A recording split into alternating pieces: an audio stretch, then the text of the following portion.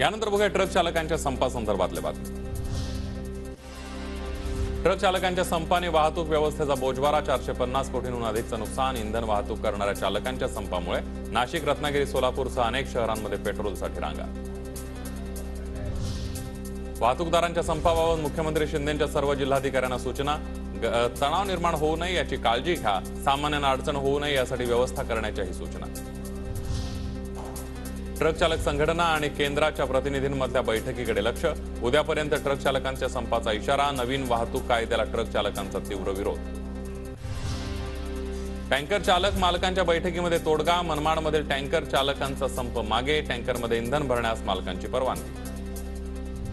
अखिल भारतीय वाहतूकदारांच्या संपामुळे पेट्रोल आणि डिझेलच्या पुरवठ्यावर कोणताही परिणाम होणार नाही, AIPDAचे राष्ट्रीय प्रवक्ते अली दारूवालांची माहिती। राज्य सरकार पोलीस बंदोबस्तात पेट्रोल पंपांवर पेट्रोल उपलब्ध करून देणार असल्याची माहिती।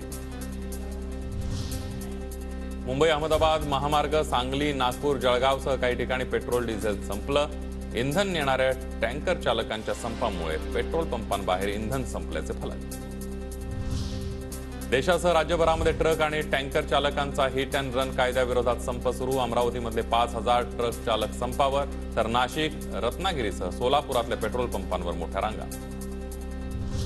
सोलापूरमध्ये बंद असलेली इंधनाची वाहतूक सुरू। इंधन वाहतूकदार आणि जिल्हाधिकाऱ्यांच्या बैठकीनंतर पुरवठा टप्प्याटप्प्याने सुरू। 70% ट्रक इंधन वितरणासाठी रवाना।